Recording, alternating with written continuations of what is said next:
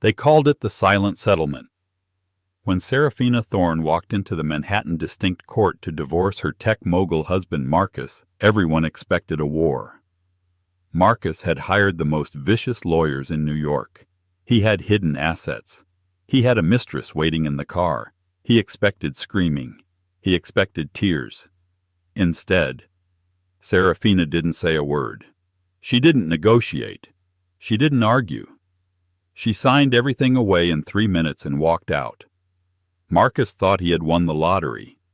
But he didn't know that 6 hours later, a paparazzi drone would capture Serafina in the Mediterranean, clinking champagne glasses, on a yacht owned by the one man Marcus feared more than God.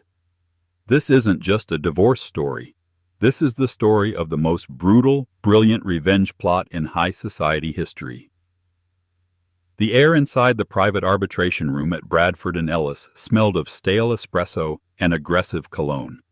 It was the scent of expensive misery. Marcus Thorne sat at the head of the mahogany table, leaning back in his Herman Miller chair with a posture that screamed studied casualness. He checked his Patek Philippe watch for the 3rd time in 5 minutes. He wanted this over with. He had a flight to Aspen scheduled for 6:00 p.m., and Jessica, his personal assistant turned fiancée, was already blowing up his phone with texts about which ski chalet they should book. Across from him sat Serafina.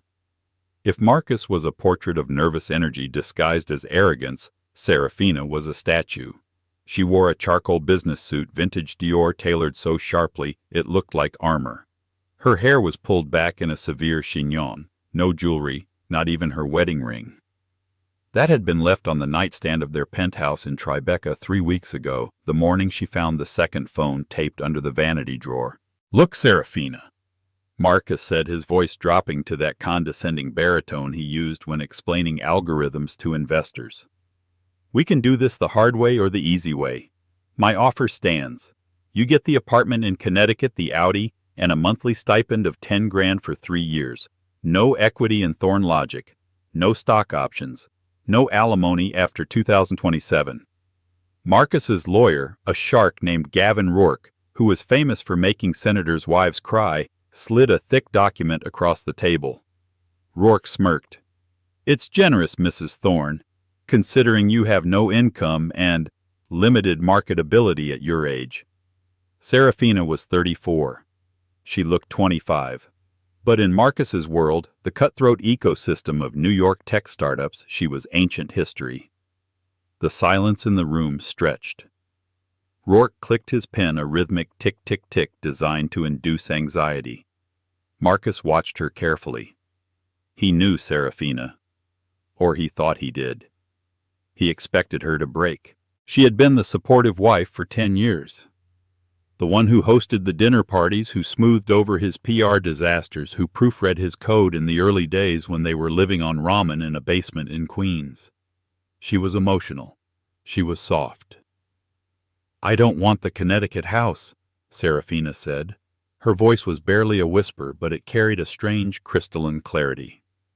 Marcus sighed, rolling his eyes at Rourke. "Here we go. What do you want Sarah of the Hamptons house?" "I told you that's tied up in the LLC." "I don't want the Hamptons house," she said, looking down at the papers. "I don't want the Audi. I don't want the stipend." Rourke stopped clicking his pen. "Excuse me." Serafina reached into her purse a battered leather tote that had seen better days and pulled out a cheap Bic pen. "I'll sign the waiver for all assets. I'll sign the NDA. I'll grant Marcus full ownership of Thorne Logic and all associated IP. Marcus froze. He sat up straight, his eyes narrowing. You're waiving your rights to the marital assets. Serafina Thorne Logic is valued at $400 million. "I know what it's valued at, Marcus," she said. She didn't look up. She flipped to the last page of the settlement.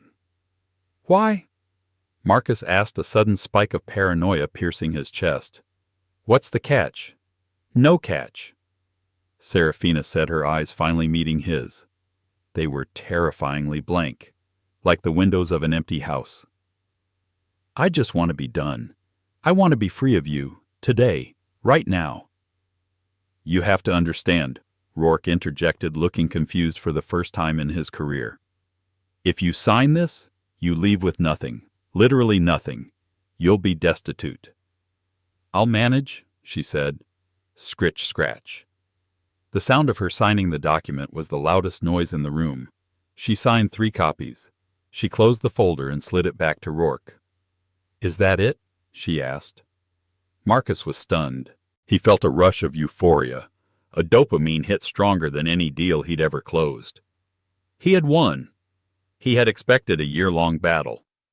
He had expected to lose half his fortune. Instead, she had just rolled over. She was weaker than he thought. She was pathetic. Yeah.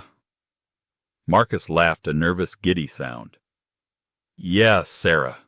That's it. You're free.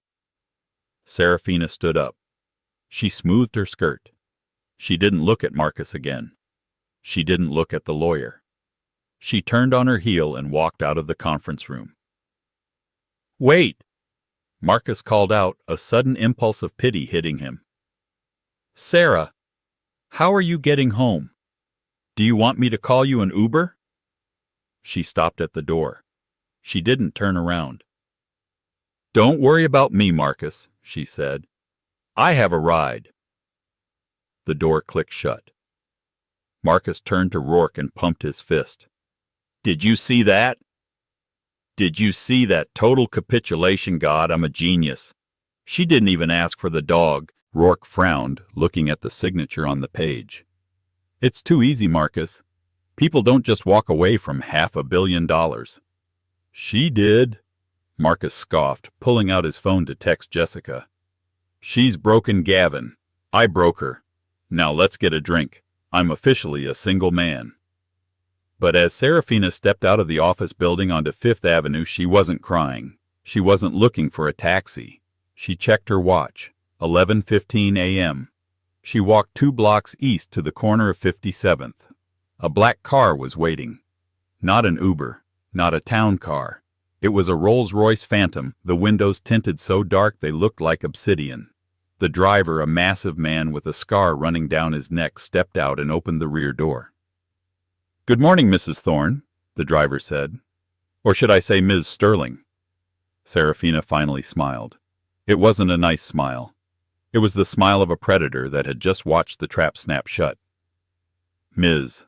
Sterling is fine, Grigori, she said, sliding into the cream leather interior.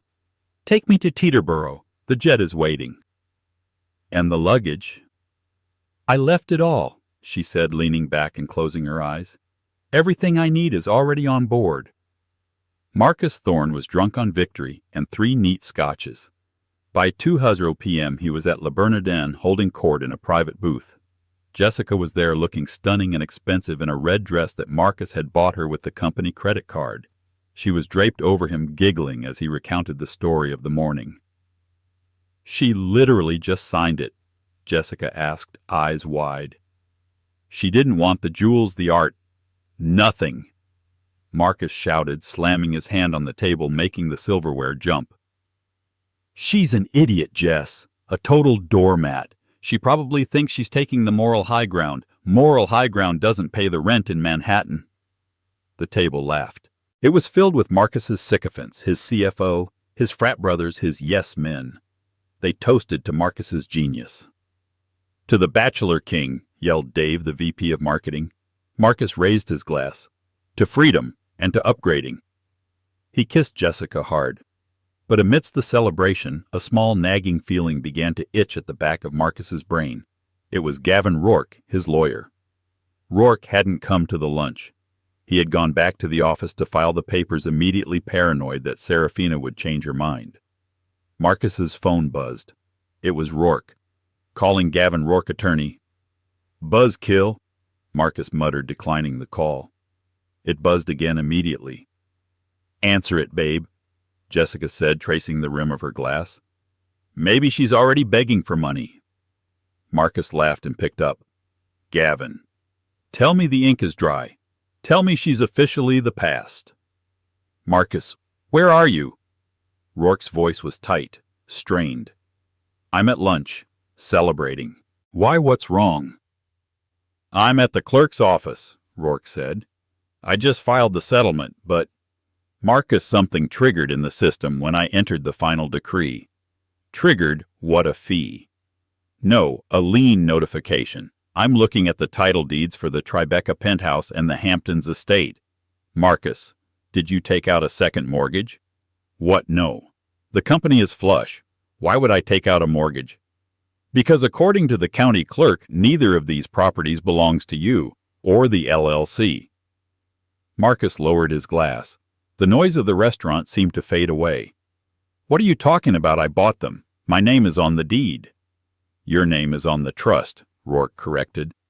The Aurora Borealis Trust.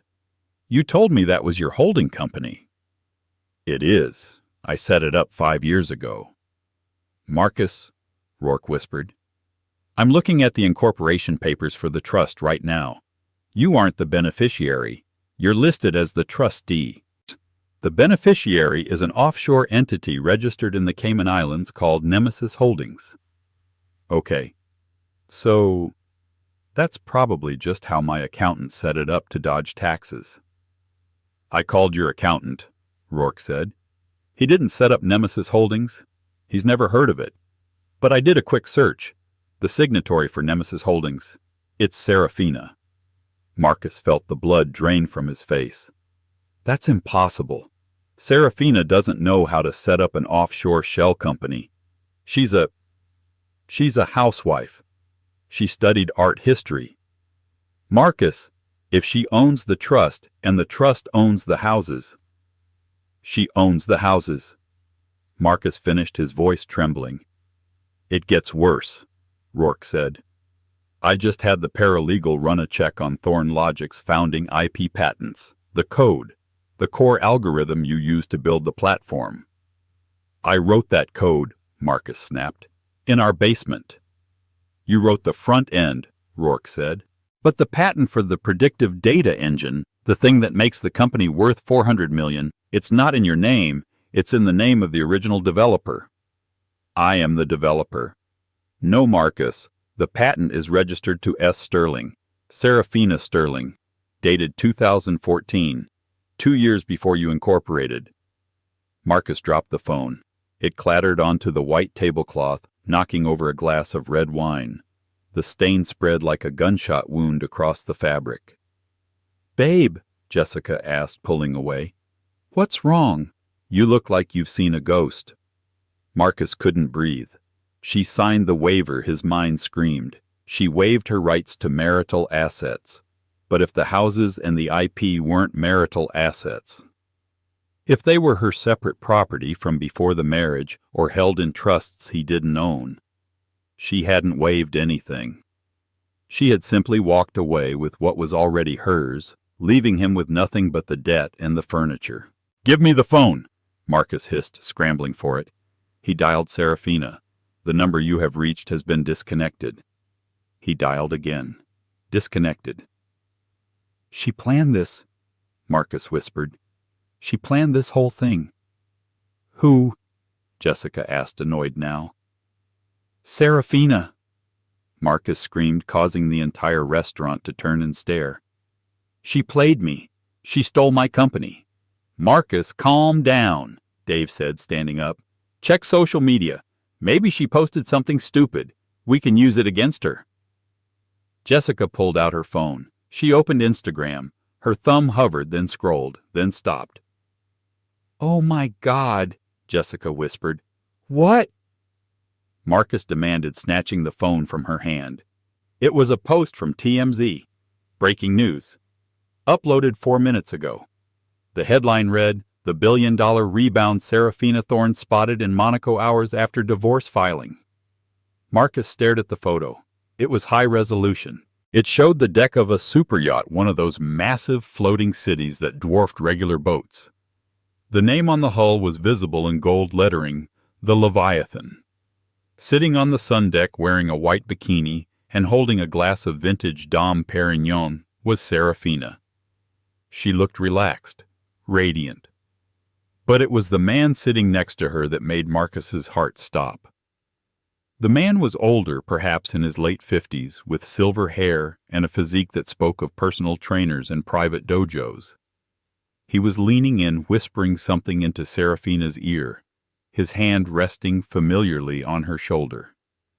Every business student, every tech CEO, every person who read the Wall Street Journal knew that face. It was Julian Vane. Not just a billionaire. The billionaire.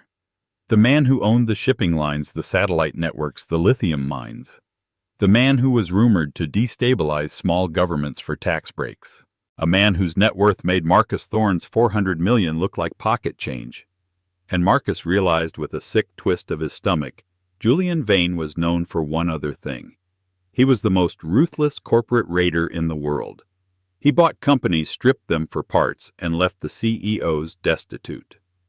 The caption on the photo read, "Sources say Vane and the newly single Mrs. Thorne have been close collaborators for years. Is Thorne Logic the next target?" Marcus looked up at his friends. They were all looking at their phones. They were all looking at him, and for the first time he didn't see admiration in their eyes. He saw fear. Serafina hadn't just left him. She had gone to the Emperor. The Mediterranean sun was beginning to set, casting long, bruising purple shadows across the deck of the Leviathan. The yacht was so large it didn't rock with the waves.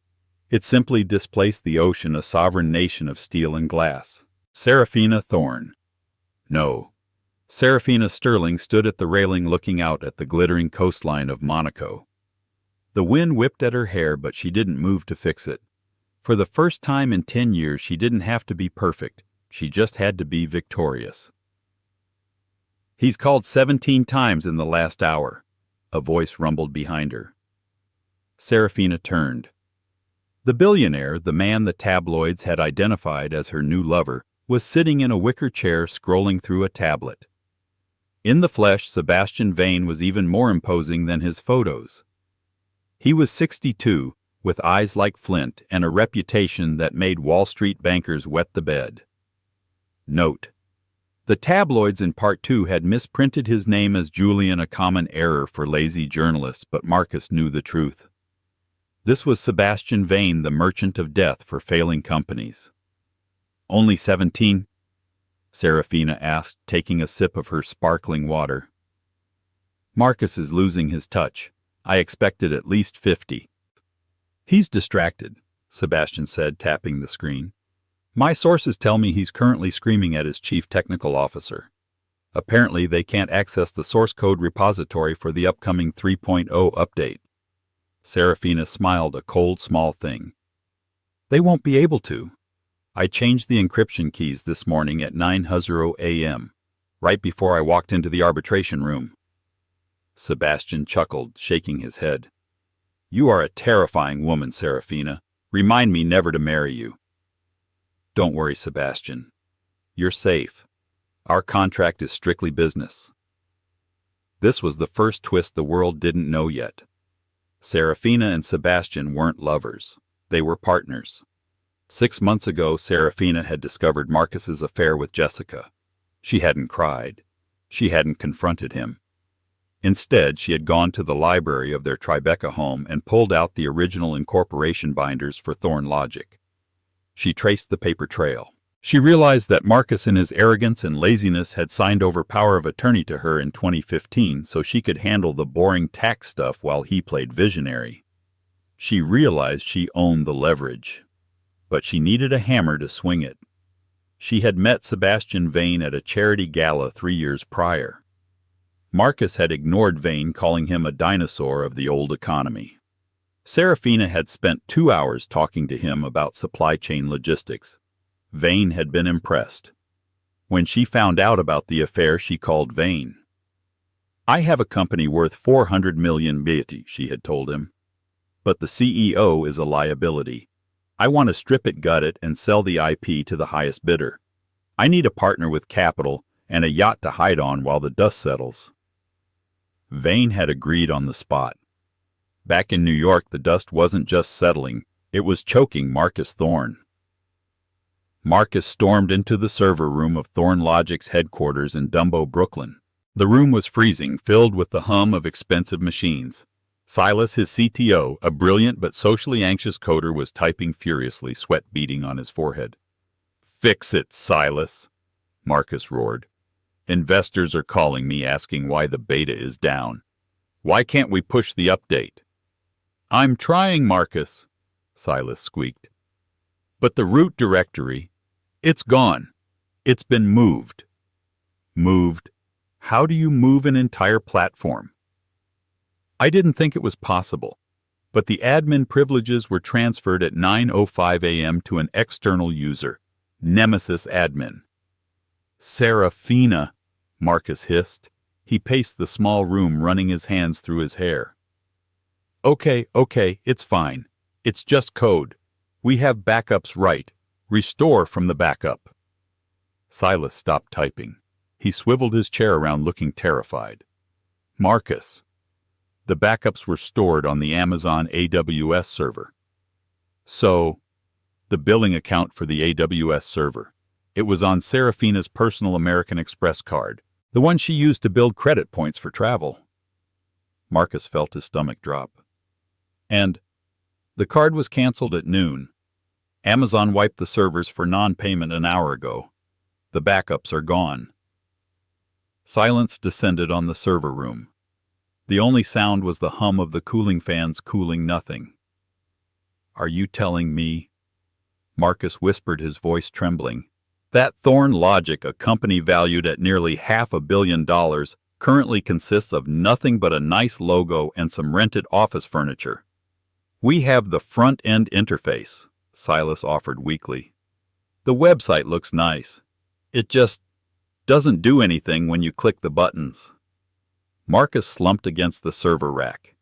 He slid down until he hit the floor. He had signed the divorce settlement. He had agreed that he kept the company and she took nothing. But she hadn't taken nothing. She had taken the soul of the company and left him with the corpse. His phone buzzed. It was Gavin Rourke, the lawyer. "Marcus," Gavin said, his voice hollow, "you need to come to my office. Now." "I can't, Gavin. I'm fixing a technical issue." "Screw the technical issue," Gavin snapped. "I just got a courier packet from Serafina's legal team. It's not just the house and the code, Marcus. It's the loans." Marcus squeezed his eyes shut. "What loans?" "The venture capital injection you took last year. The $50 million from Horizon Ventures to scale the business." "Yeah, I signed that. That's on the company." "Marcus, did you read the fine print on the personal guarantee?" "I don't read fine print, Gavin. That's what I pay you for." "I didn't review that loan," Gavin shouted back. "You said you handled it over a golf game with the partners. I'm looking at the document now. You put up the marital assets as collateral. But since you just signed a divorce decree stating that the houses and the IP are not marital assets but belong to Serafina's separate trusts," Marcus felt the room spinning. "Then the collateral for the $50 million loan defaulted the moment you signed the divorce papers," Gavin finished.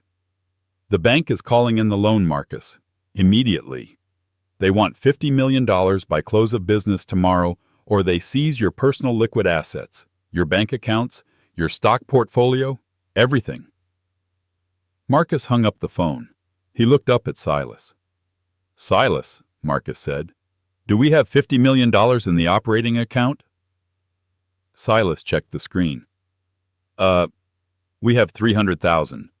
You spent $4 million last month on the rebranding launch party and the deposit for the Aspen house."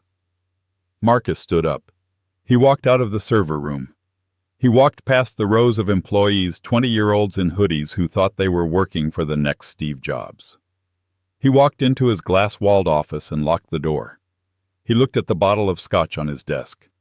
He didn't want a drink. He wanted a time machine. He dialed Serafina again. This time it didn't go to voicemail.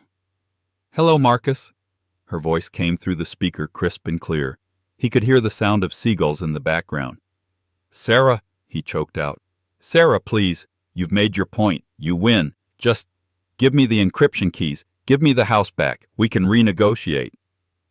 "Renegotiate," Serafina laughed. It wasn't a cruel laugh. It was a genuinely amused sound which hurt more. Marcus, you spent 10 years telling me I didn't understand business. You told me I was just a support system. You told me the real work was done by the visionaries. I was wrong. I'm sorry. I was an idiot. Yes, you were. But that's not why I'm doing this. Then why? Marcus screamed. Why destroy everything we built? We didn't build it, Marcus. I built it. You sold it, she said coldly. And then you brought that woman into my bed. You brought her into the house I decorated, drove her in the car I paid off. You thought I was blind because I was quiet.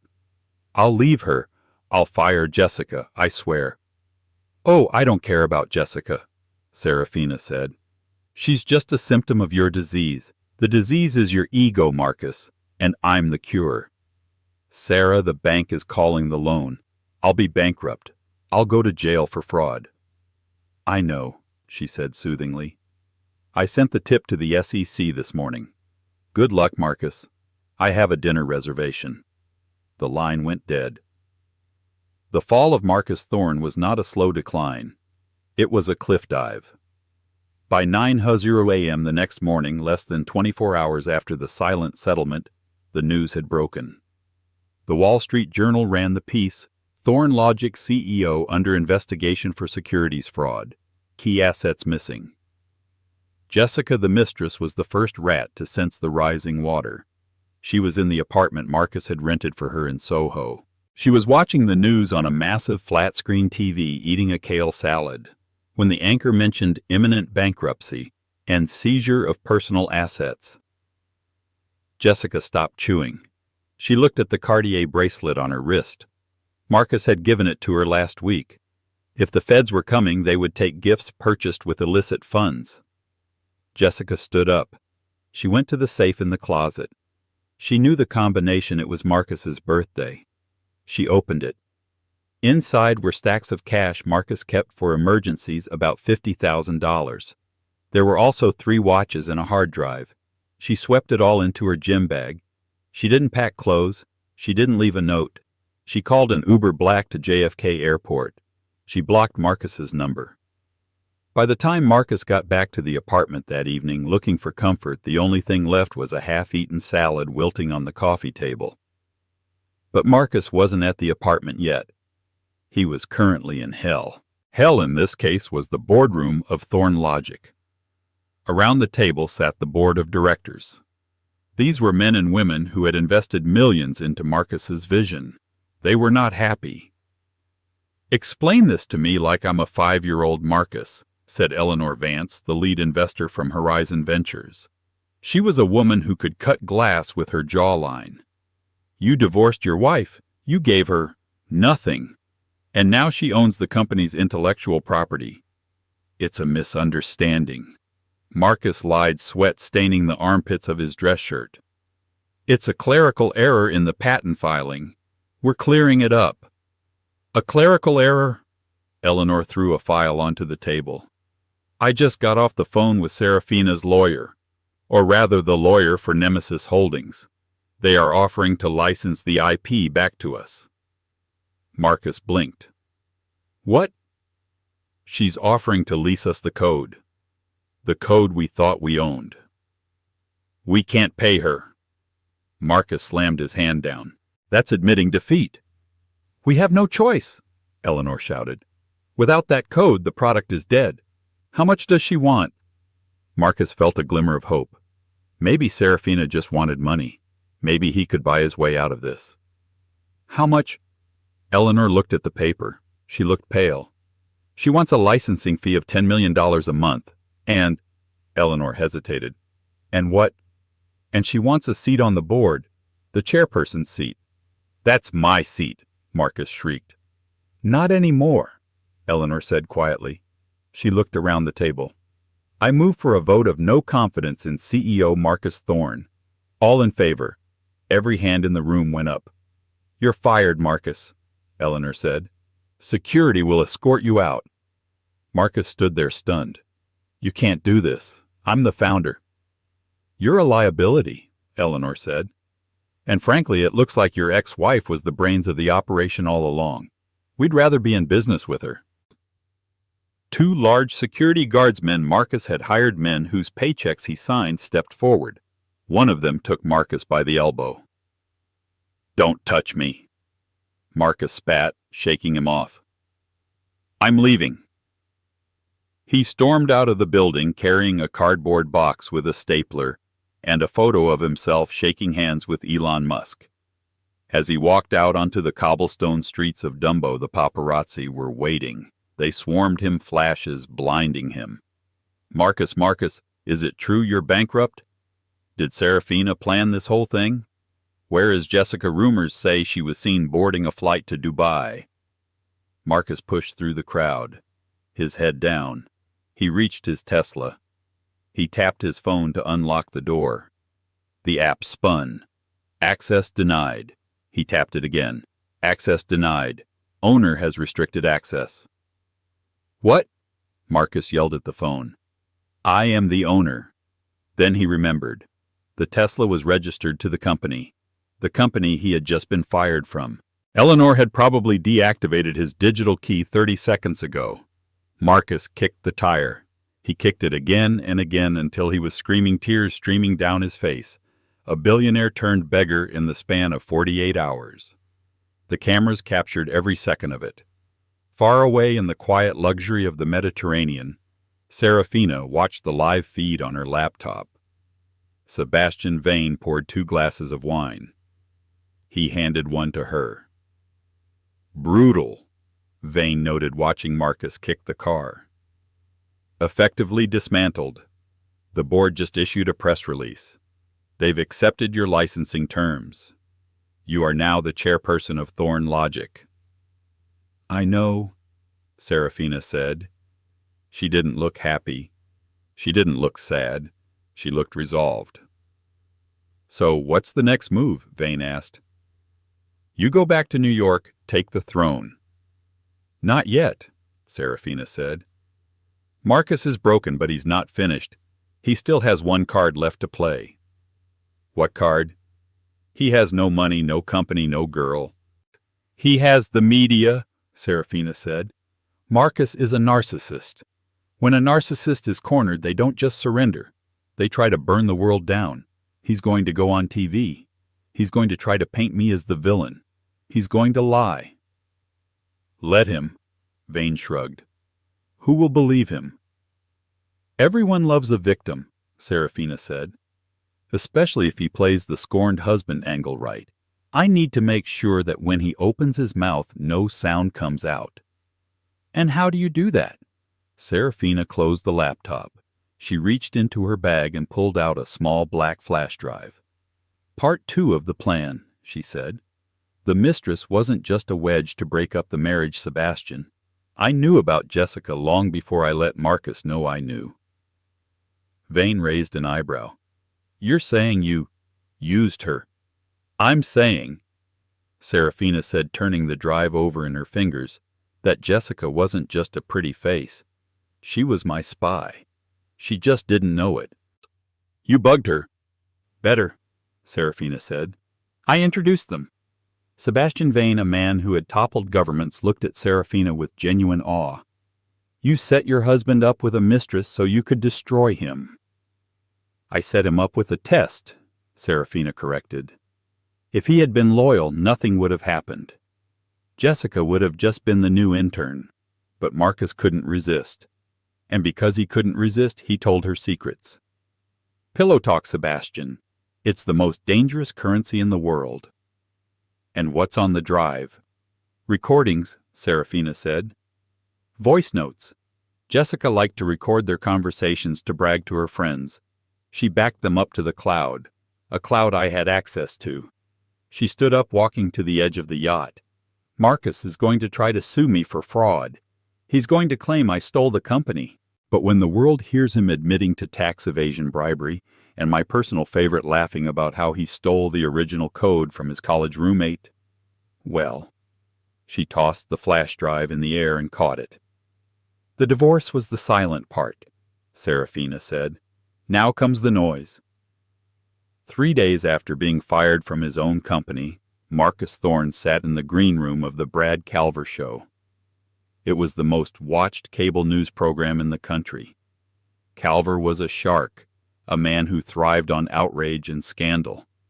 Marcus had chosen this venue carefully. He knew Calver hated woke corporate culture and would eat up the story of a hard-working male genius stripped of his empire by a conniving ex-wife and a shadowy billionaire. Marcus looked in the mirror. He looked tired, but he had told the makeup artist to leave the dark circles. Let them see the pain, he thought. Let them see what she did to me. He smoothed his tie. He had bought this suit at a department store off the rack because his bespoke suits were locked in the Tribeca penthouse he was legally barred from entering. The polyester blend made his skin itch. 5 minutes, Mr. Thorne, a production assistant said, poking her head in. Marcus took a deep breath. This was it. The Hail Mary. If he could win the public, he could pressure the board. He could force a settlement. He could destroy Serafina's reputation before she could fully take the throne. He walked onto the stage. The lights were blinding. The applause was polite but hesitant. "Welcome back," Brad Calver said, leaning over his desk like a bulldog. "We're sitting down with Marcus Thorne, the man who invented Thorne logic, the man who revolutionized data prediction, and the man who 48 hours ago was living on the street while his ex-wife drank champagne on a mega yacht. Marcus, tell us, how did this happen?" Marcus leaned in, putting on his best hurt puppy face. "Brad, it's a tragedy. I trusted her. I spent 10 years building a future for us. I worked 18-hour days while she enjoyed the lifestyle. And when I hit a rough patch, instead of standing by me, she executed a premeditated hostile takeover. It's not just a divorce. It's corporate espionage." "Espionage?" Calver asked, eyes lighting up. "Those are big words." "She stole my intellectual property," Marcus lied effortlessly. "She tricked me into signing documents I didn't understand. She's a con artist, Brad, and she's backed by Sebastian Vane, a man known for destroying American businesses. They are trying to silence me." "Well, you're not silent now," Calver said, turning to the camera. "America, look at this man. This is what happens when the legal system is weaponized against—" Suddenly, the lights in the studio flickered. The massive screen behind Marcus, which had been displaying a flattering photo of him, turned static gray. Then it went black. "What's going on?" Calver snapped at his producers. "We lost the feed." "It's not us," a voice shouted from the control booth. "The signal is being overridden." On the screen a waveform appeared, an audio file. "What is this?" Marcus stood up, panic rising in his throat. "Turn it off!" A voice boomed through the studio speakers. It was unmistakable. It was Marcus's voice. But it wasn't the sad, humble voice he was using now. It was the arrogant, slurring voice of a drunk Marcus recorded months ago in the privacy of his bedroom with Jessica. Recording Marcus. "The investors are such sheep, Jess. I swear. I walk in there, throw around some buzzwords like neural networks and synergy, and they just write the checks." Jessica. "But aren't you worried they'll find out about the code?" Marcus laughing. "Find out what?" "That I didn't write it. Who's going to tell them Toby?" Jessica. "Don't talk about him. It's creepy." Marcus. "It's not creepy. It's business.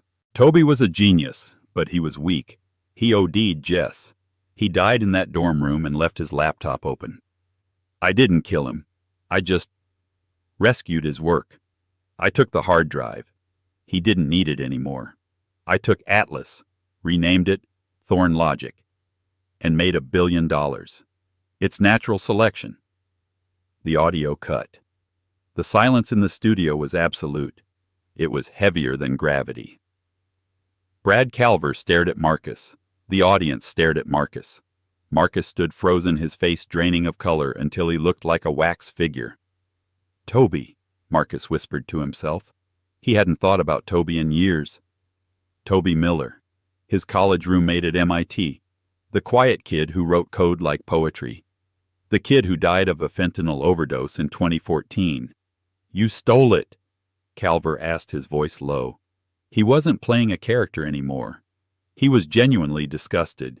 "You stole the code from a dead kid." "It's a deep fake," Marcus screamed, his voice cracking.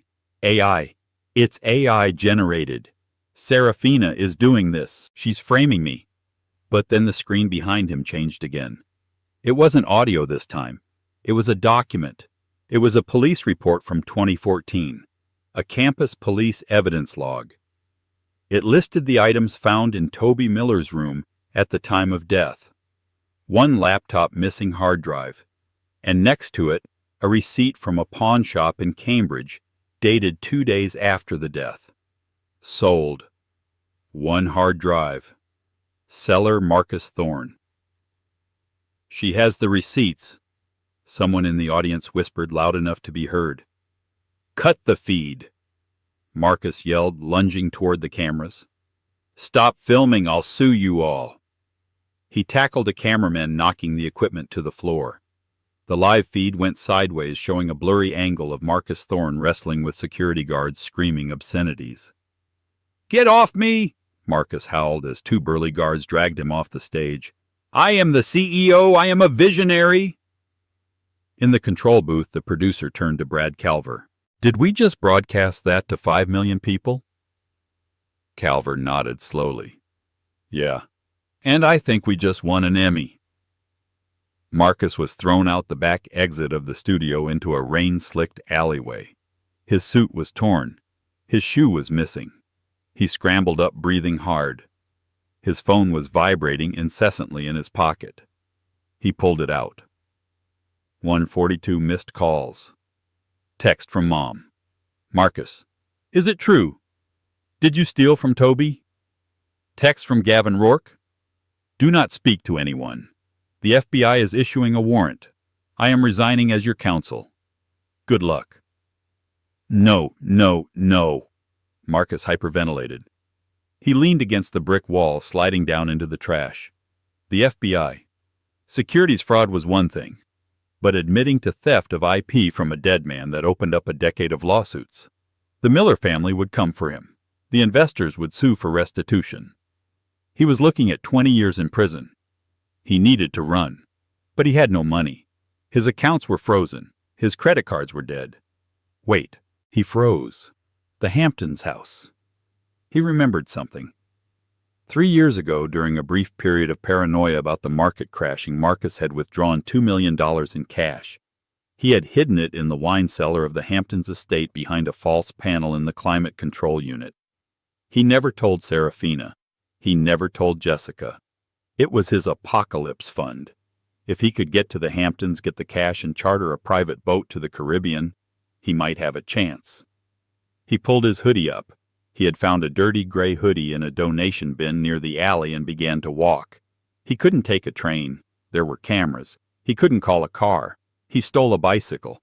It took him 6 hours to bike out of the city, and then he hitchhiked the rest of the way with a truck driver who didn't speak English and didn't watch the news. By the time Marcus reached the Hamptons estate, it was 2 a.m. The massive house stood dark and silent against the crashing waves of the Atlantic. The rain was coming down in sheets now. Marcus hopped the fence. He knew the blind spots in the security cameras. He had installed them. He crept through the manicured gardens, shivering his stolen bike abandoned in the hedges. He reached the cellar doors. They were locked, but Marcus knew the keypad code. 1984. He thought he was Orwellian. The lock clicked. He slipped inside. The air smelled of oak and dust. He pulled out his phone, using the flashlight to navigate through the rows of expensive Bordeaux he could no longer drink. He reached the back wall. He found the climate control unit.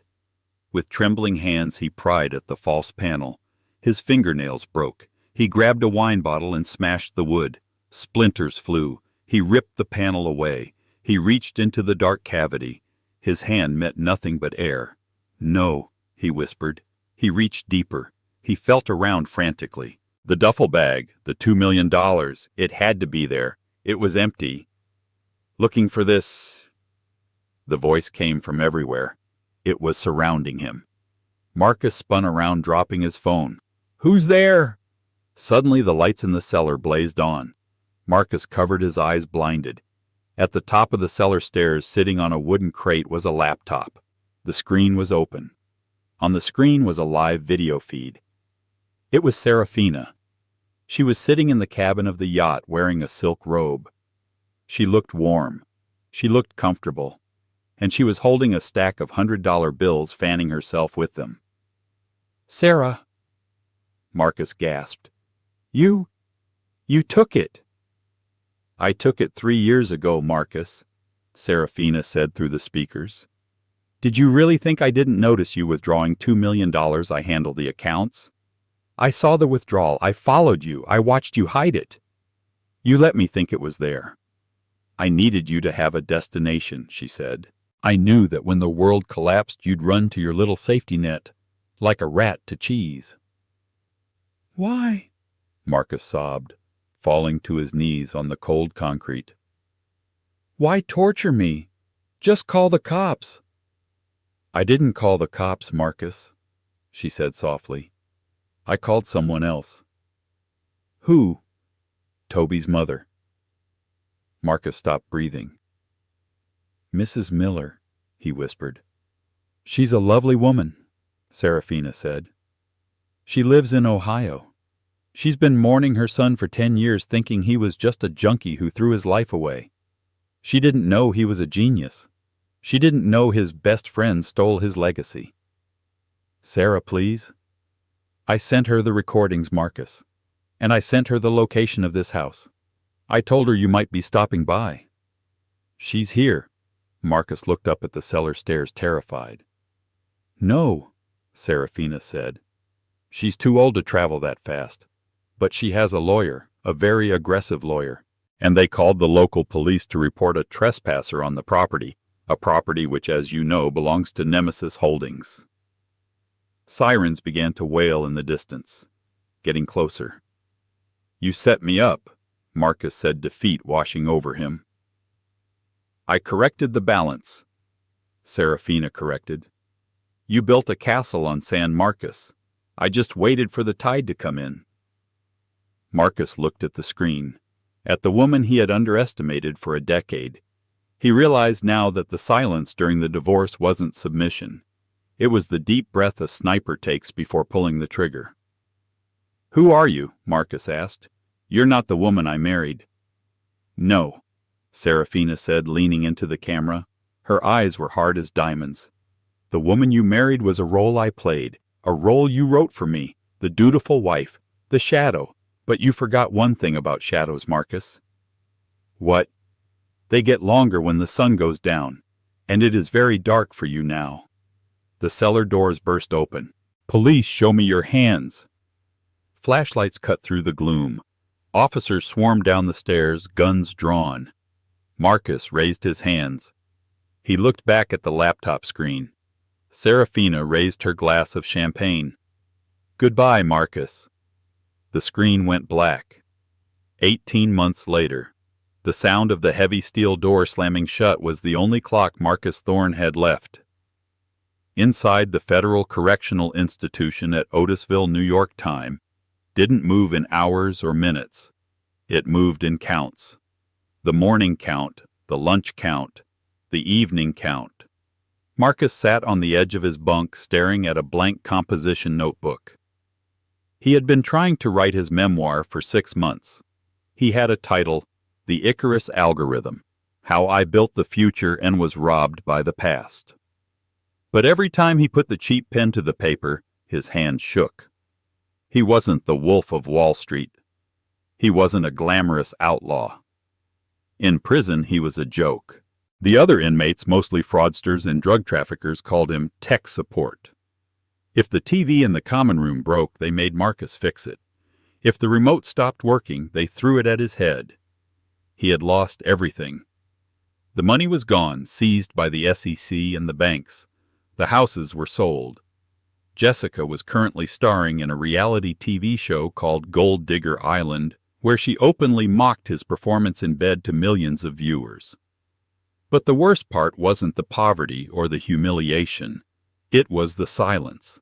Marcus used to be surrounded by noise, applause, notification pings, Yes men laughing at his jokes. Now the world had simply muted him. He had sent 20 letters to Serafina. He had begged for forgiveness. He had begged for a loan. He had begged just to hear her voice. She had never replied, not once. Her silence was a prison wall thicker than the concrete around him. "Thorne!" a guard shouted, banging his baton against the bars. "TV time. You comin'?" Marcus sighed. "No, I'm writing." "Suit yourself. You're missing it. Your ex is on Bloomberg." Marcus dropped the pen. He scrambled to the bars. "What?" He ran out into the common room. A group of inmates were gathered around the small mounted television eating commissary popcorn. On the screen, the headline banner flashed in bold blue, "The New Era of Ethical AE, Serafina Sterling, Keynote, Live from Zurich." Marcus pushed past a convicted embezzler to get a better look. Serafina stood on a stage that looked like a spaceship. The lighting was soft, ethereal. She wasn't wearing the severe business suits anymore. She wore a white silk suit that flowed like water.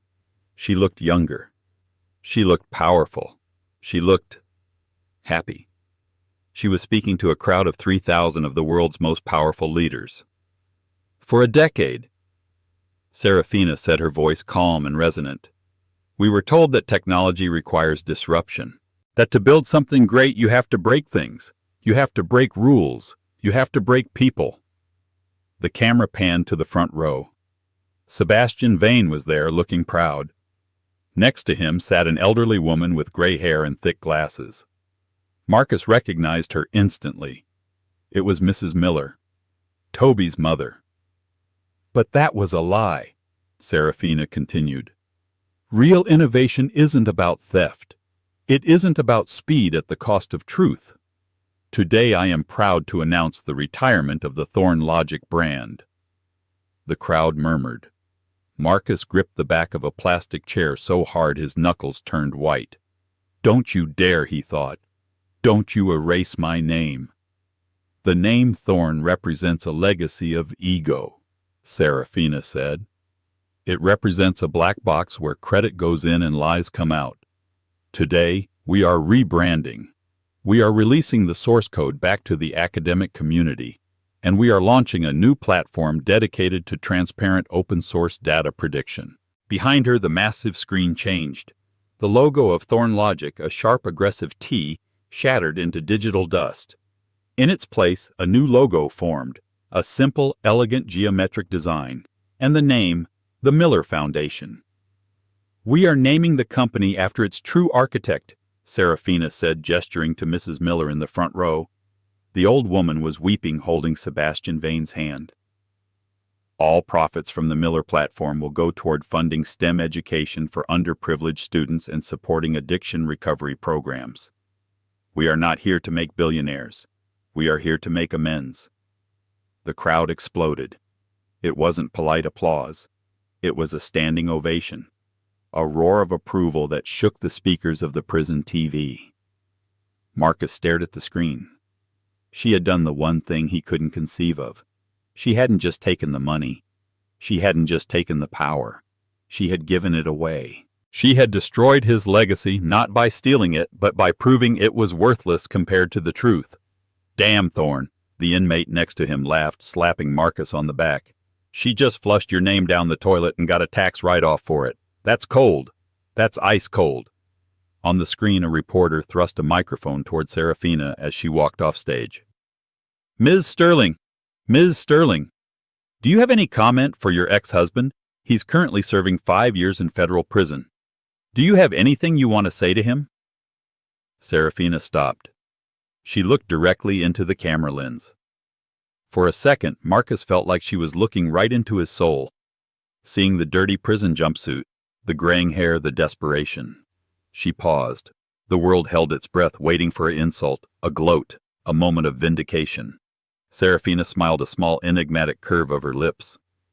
"No," she said, and then she turned and walked away. The screen cut to a commercial for car insurance. Marcus stood there as the other inmates laughed and dispersed. He looked down at his hands. He realized he was shaking. She hadn't argued during the divorce, she hadn't argued during the takeover, and she wouldn't argue now. She had granted him the ultimate punishment. She had made him irrelevant. 3 months later, a package arrived at the prison mailroom. It was a standard padded envelope. The return address was Nemesis Holdings, Cayman Islands. Marcus tore it open with his teeth, his heart hammering. Was it money? Was it a letter? Was it a sign that she still cared even a little? He dumped the contents onto his cot. It was a book, a first-edition copy of The Count of Monte Cristo. There was no note. There was no inscription. Just a yellow sticky note on the cover with a single hand-drawn symbol, a smiley face. Marcus stared at the book. He touched the cover, and for the first time in 2 years, he started to laugh. He laughed until his ribs hurt. He laughed until the tears ran down his face and soaked the prison sheets. He laughed because he finally understood the joke.